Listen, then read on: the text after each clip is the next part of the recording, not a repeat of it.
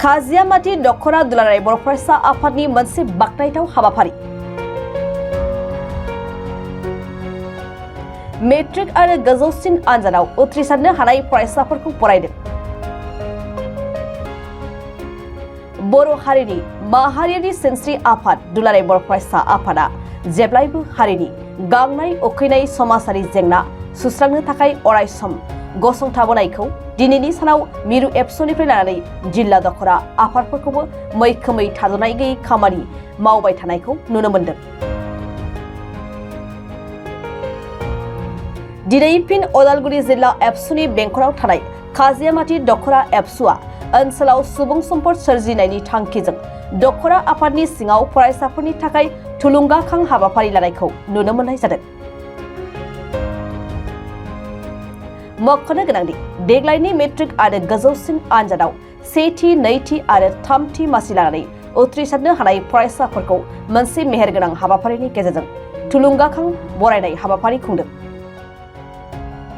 देग्लायनि 2024 मायथाइनि SLC आनजादाव सेबा आनजादजों खुंजानाय जायफोर फरायसुला फरायसुलिफोरा उथ्रिसारनो हाबाय बिसोरखौ खाजामाटी दखरा दुलाराय बर' फरायसा आफादा साबायखरजों लोगोसे गाहाम हामलायथि बावहरदों।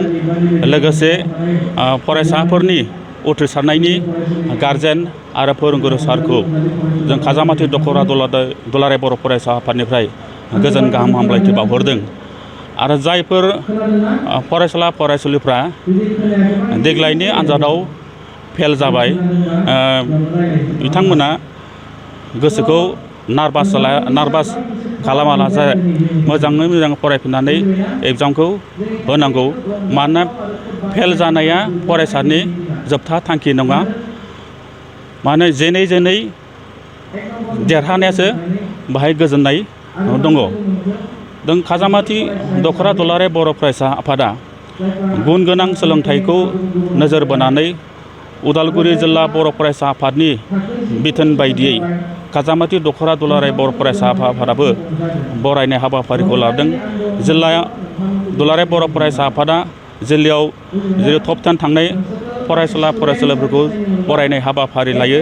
थिग बेबायदिनो खाजामाटी ओनसोलनि सिङाव जायफोर फरायसुला फरायसुलिफ्रा सेथि मासियाव आवग्रिनो हाबाय, नैथियाव एबा थामथियाव आवग्रिनो हाबाय बिथांमोनखौ जों बरायनाय हाबाफारि लादों।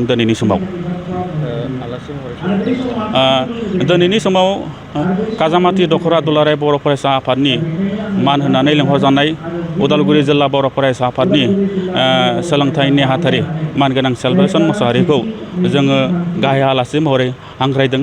लोगोसे बे हाबाफारियावनो बुंथिगिरि बराय बिबुंथि हिसाबै गाहाय आलासिखौ मोननो हादों। खाजामाटी गेजेर गोजौ फरायसालिनि गोरायुं मानगोनां गहेन चन्द्र बर' सार, लोगोसे खाजामाटी दखरानि सिङाव थानाय सुबुं सम्पद डक्टरेट बिमुं मोननाय सानखां बसुमतारीखौबो दिनैनि बे हाबाफारियाव जोङो खाजामाटी दखरा दुलाराय बर' फरायसा आफादा लेंहरनाय जादों। दखरानि सिङाव साबैसे फरायसाफोर? दखरानि जोंनि खाजामाटी दखरा दुलाराय बर' फरायसा आफादनि सिङाव गासै 56 जन फरायसुला फरायसुलिफ्रा होदोंमोन। बेजों लोगोसे खाजामाटी ओनसोलनि सिङावनो थानाय गुबुन फरायसालियाव फरायहैनाय फरायसाफोर दङ। बेखौ लानानै खाजामाटी दखरानि सिङाव गासै 80 जनसो फरायसुला फरायसुलि दङ। दा बेनि गेजेराव खाजामाटी ओनसोलनि सिङाव गासै जोङो 7 जनखौ जों फार्स्ट डिभिजन मोननो हादों आरो सासेया जाबाय हाई सेकेन्डारियाव फार्स्ट डिभिजन मोननो हादों। दा बेखौनो जों खावलायनो लुगैदों दिनैनि बे गोजोन बरायनाय फोरबोआव खाजामाटी दखरा दुलाराय बर' फरायसा आफादा जायफोर दिनैनि समाव बरायजाबाय आर'नाइजों बरायजाबाय बिथांमोना जाहाथे इयुनावबो बे लेभेलखौ लानानै मोनसे लेभेलजों थांनानै गावनि फरायनायखौ लांबाय थायो आरो गावनि थांखिखौ सिगाङाव दोननानै फरायनायखौ लांबाय थायो। नङाब्ला दिनैनि समाव जायफोर फरायसुला फरायसुलिफ्रा बरायजाबाय एबा मेट्रिकआव एबा हाई सेकेन्डारियाव मोजां पारसेन्ट लानानै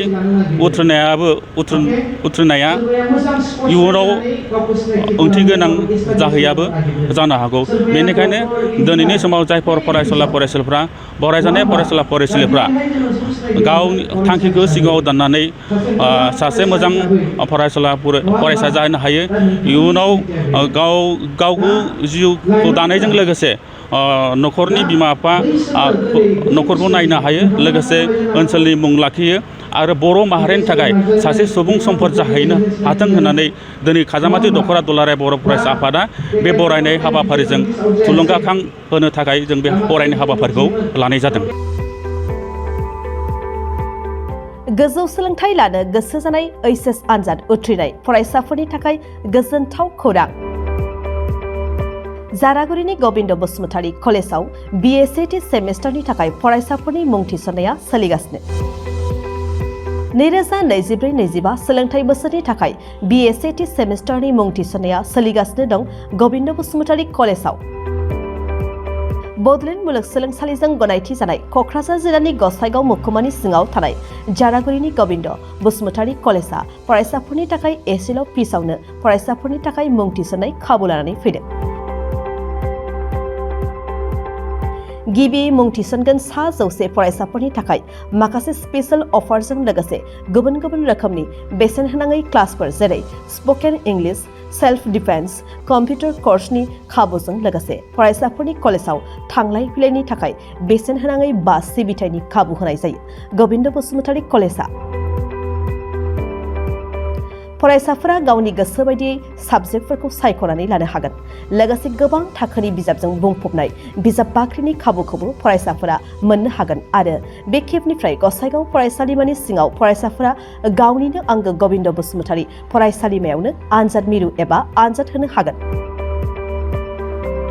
बेनिखायनो गोदानै HS आनजाद उथ्रिनाय फरायसाफोरा गबिन्द बसुमतारी फरायसालिमायाव बाङाय बेसेनावनो एडमिसन लानानै गोबां खाबुफोरजों गोजौ आरो गोग्गो सोलोंथाइनि खाबुखौ लादो। बांसिन मिन्थिनो थाखाय 9101784754 70022719299 9706680878 मबाइल नम्बराव फोनांजाब खालामदो।